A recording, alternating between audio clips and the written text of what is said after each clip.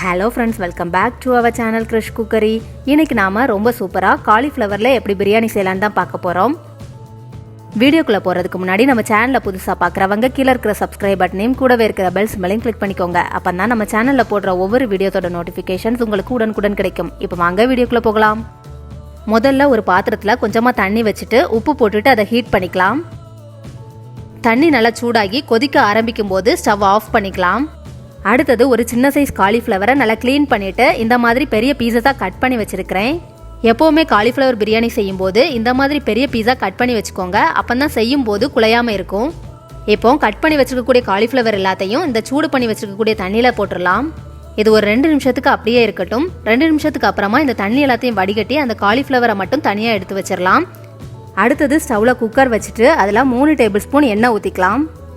எண்ணெய் நல்லா ஹீட் ஆனதுக்கு அப்புறமா அதில் கொஞ்சமாக பட்டை, கிராம்பு, ஏலக்காய், ஒரு பிரிஞ்சி இலை, ஒரு அன்னாச்சி பூ போட்டுக்கலாம். கூடவே 1 டீஸ்பூன் சோம்பு சேர்த்துக்கலாம்.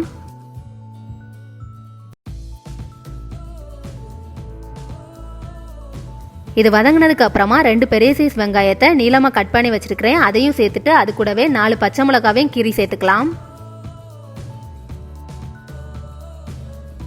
இப்போ இந்த வெங்காயத்தை நல்லா வதக்கிக்கலாம். வெங்காயம் நல்லா வதங்கணும், அப்போ தான் பிரியாணி டேஸ்ட்டாக இருக்கும்.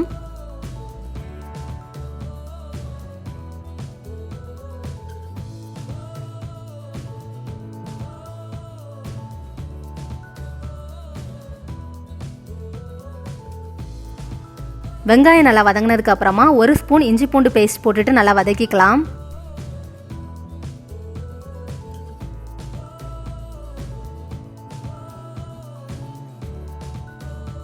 இஞ்சி பூண்டோட பச்சை ஸ்மெல் போனதுக்கு அப்புறமா ஒரு பெரிய சைஸ் தக்காளியை இந்த மாதிரி கட் பண்ணி வச்சிருக்கிறேன். அதையும் சேர்த்து வதக்கிக்கலாம்.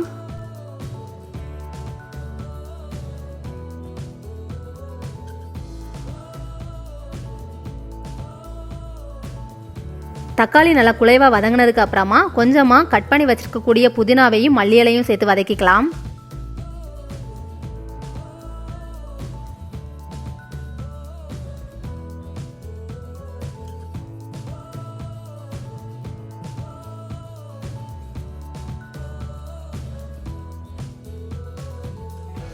இது இந்த மாதிரி நல்லா வதங்கினதுக்கு அப்புறமா 1 ஸ்பூன் மிளகாய் தூள் போட்டுக்கலாம்.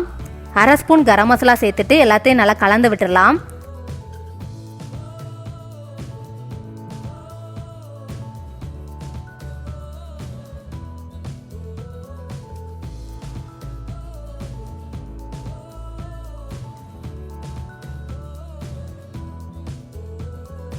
நல்லா கலந்து விட்டதுக்கு அப்புறமா ஏற்கனவே நம்ம சுடுதண்ணியில் போட்டு வச்சிருந்த காலிஃப்ளவரையும் இதில் சேர்த்துக்கலாம். இப்போ காலிஃப்ளவர் இந்த மசாலா கூட நல்லா மிக்ஸ் ஆகுற மாதிரி கலந்து விட்டுக்கலாம்.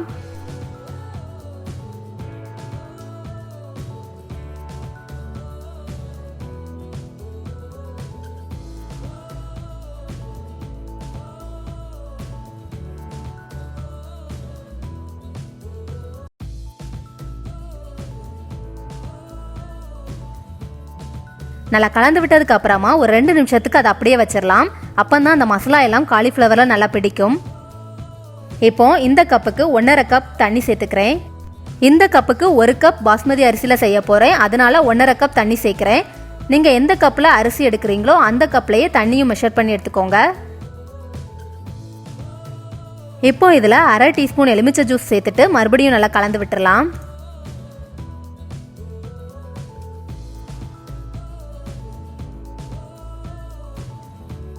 அடுத்ததா 1 கப் பாஸ்மதி அரிசியை நல்லா வாஷ் பண்ணிட்டு ஒரு 10 நிமிஷத்துக்கு ஊற வச்சிருந்தேன். அந்த தண்ணியை வடிகட்டிட்டு இதில் சேர்த்துக்கலாம்.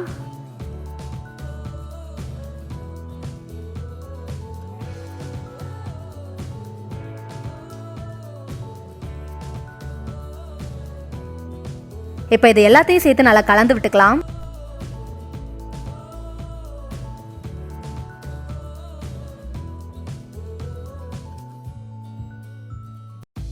இப்போ இந்த பிரியாணிக்கு தேவையான அளவு உப்பு சேர்த்துட்டு நல்லா கலந்து விட்டுக்கலாம்.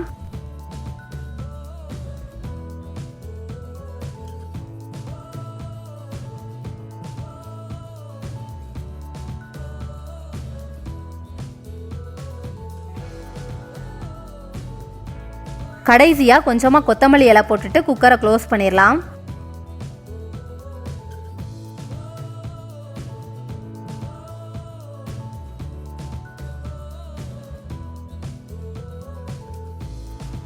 ஸ்டவ்வை மீடியம் ஃப்ளேம்லேயே வச்சுக்கோங்க. ஒரு விசில் வந்ததுக்கு அப்புறமா ஸ்டவ்வை ஆஃப் பண்ணிக்கலாம்.